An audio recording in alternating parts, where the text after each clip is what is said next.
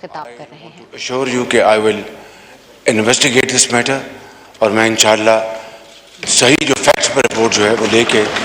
انشاءاللہ میں حاضر ہوں گا، مگر اس میں بھی کوئی دو رائے نہیں کہ پہلی مئی کے بعد لوڈ شیڈنگ میں کمی ضرور واقع ہوئی ہے، لیکن میں قطعاً اس کو انویسٹیگیٹ کروں گا اور خود میں جناب نور عالم خان صاحب کو انوائٹ کروں گا، ریکویسٹ کروں گا کہ یہ آ کے ہم بتائیں گے، اور متعلقہ جو افسران ہیں ان کو بھی میں انشاءاللہ بلواؤں گا۔ حقیقت یہ ہے جناب اسپیکر کہ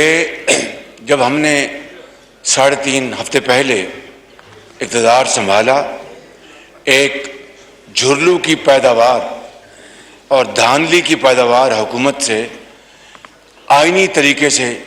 اس ملک کی جان چھڑوائی، تو فیکٹ یہ ہے کہ ملک کے اندر جو بجلی پیداوار کرنے والے جو پلانٹ نصب ہیں ان کی کیپیسٹی ڈیمانڈ سے الحمدللہ زیادہ ہے، اور اس کا جناب اسپیکر آپ کو اچھی طرح علم ہے۔ مگر افسوسناک بات یہ ہے کہ ماضی کی اس حکومت نے نہ تیل وقت پہ منگوایا نہ گیس وقت پہ منگوائی، اور جب گیس دنیا کی منڈی میں سستی ترین تھی $3 پر یونٹ، انہوں نے گیس نہیں منگوائی اور مہنگا تیل منگواتے رہے، اور یہ پوری دنیا جانتی ہے کہ وہ جو تیل آئل مافیا ہے، کارٹل ہے، وہ حکومت کے نروز پہ چھایا رہا، اور اس طرح سستی ترین گیس ہم نے نہیں خریدی اور اربوں روپے کا نقصان اس ملک کو پہنچوایا۔ اس کے علاوہ آپ جانتے ہیں، آپ ماشاءاللہ منسٹر، آپ واٹر اینڈ پاور بھی رہے ہیں، اس ملک کے وزیر اعظم بھی رہے ہیں، آپ کو اچھی طرح علم ہے کہ سال میں ان پلانٹس کی ریپیئر مینٹیننس ہوتی ہے۔ پچھلے دور میں میاں نواز شریف کی حکومت میں ایک SOP بنایا گیا تھا کہ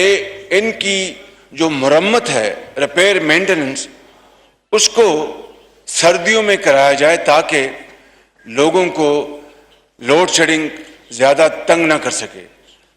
مگر شومی قسمت، کیا کیجئے اس نالائق ترین اور کرپٹ حکومت کا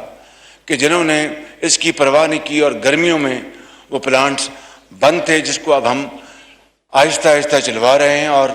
گیس کا بھی ہم نے بالآخر انتظام کیا ہے، اور اس کے ٹینڈر ہم نے کیے، اور اس کی گیس کے ہم نے جہاز خریدے ہیں۔ اس کے علاوہ جناب اسپیکر آپ یقین کریں کہ 5,500 ارب روپے کا جو ڈیفیسٹ ہے، جو گیپ ہے اس وقت فزیکل ڈیفیسٹ، وہ تاریخ کا سب سے زیادہ وہ ڈیفیسٹ ہے،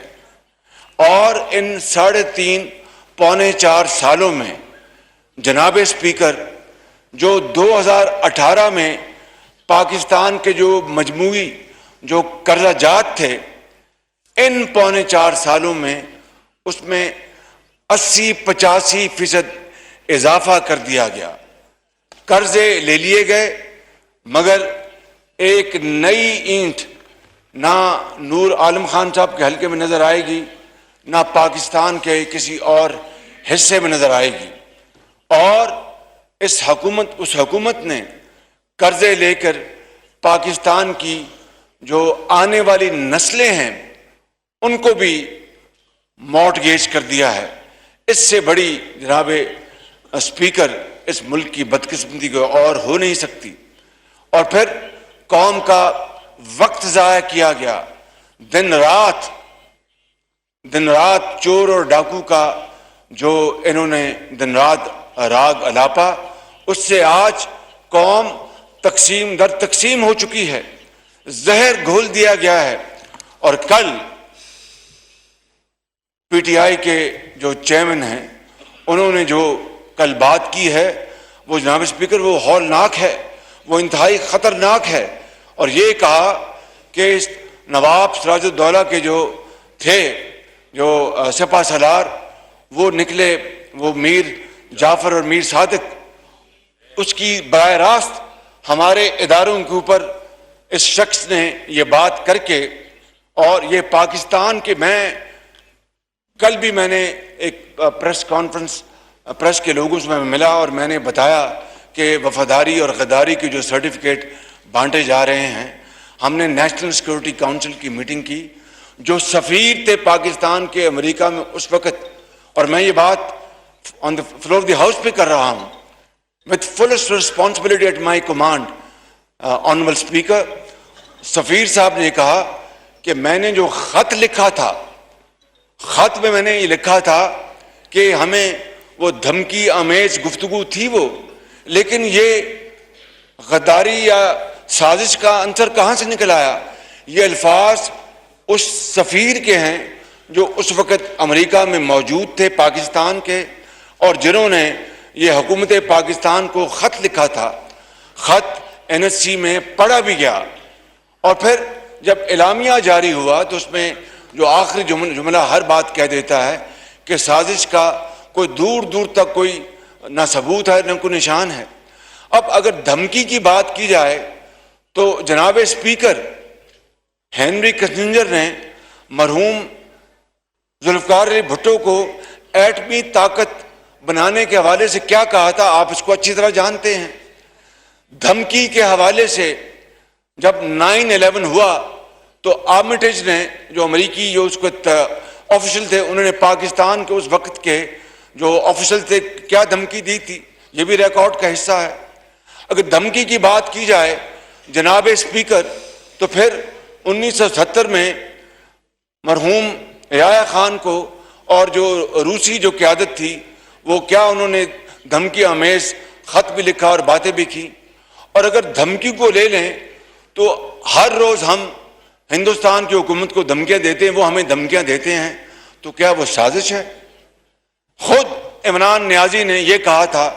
کہ مودی کو میں مبارکباد دیتا ہوں، وہ آئے گا تو کشمیر کا مسئلہ حل ہوگا، اس نے پھر فون تک نہ لیا، اور پھر اپنا اعلیٰ حضرت قیاس۔ یہ دھمکی کی تاریخ تو بہت لمبی ہے، اصل بات یہ ہے کہ اس میں سازش کا عنصر جناب اسپیکر کہاں سے نکلا۔ مگر کل جو عمران نیازی نے جو بدترین گفتگو کی ہے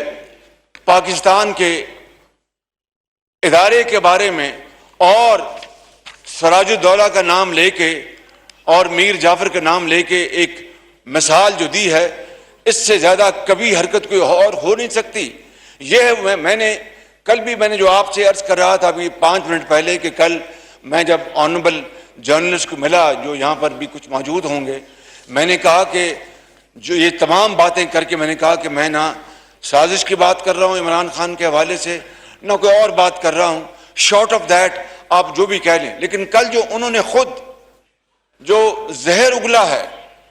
ادارے کے بارے میں پاکستان کے خلاف، یہ ایک سازش ہے، اس ادارے کے خلاف ایک سازش ہے۔ اگر اس کو آئین اور قانون کے راستے سے نہ روکا گیا تو خدا نہ خواستہ جناب اسپیکر، یہ ملک اللہ نہ کرے میرے منہ میں خاک، یہ پھر شام اور لیبیا کی ایک بدترین بھیانک تصویر بن جائے گا، جہاں پر آج شہروں کے شہر آج قبرستان کا وہ منظر دکھا رہے ہیں، لاکھوں لوگ وہاں پر مارے گئے اور وہاں پر تقسیم در تقسیم ہو چکی ہے۔ خدارا یہ خداداد ملک پاکستان، حضرت قائد اعظم کی عظیم تحریک اور لاکھوں مسلمانوں کی جو انہوں نے قربانیاں دی، ان کے خون کے بدلے یہ پاکستان مارز وجود میں آیا ہے۔ آج اگر آپ اقتدار میں نہیں ہیں، آپ تو لاڈلے تھے، آپ کو بچے کی طرح دودھ پلایا اس ادارے نے، آپ کو 3.5 سال انہوں نے، میں جناب اسپیکر آپ کی خدمت میں اور اس معزز ایوان کی خدمت میں عرض کرنا چاہتا ہوں، بلا خوف تردید کے 75 سال میں اس مقتدر ادارے نے پاکستان کی کسی حکومت، کسی وزیر اعظم کو اس طرح سپورٹ نہیں کیا جس طرح عمران خان نیازی کو کیا تھا۔ یہ اس کی بدقسمتی تھی کہ اس کے باوجود بھی نہ کچھ سیکھا، نہ کیا، نہ کارکردگی، نہ خدمت کی قوم کی،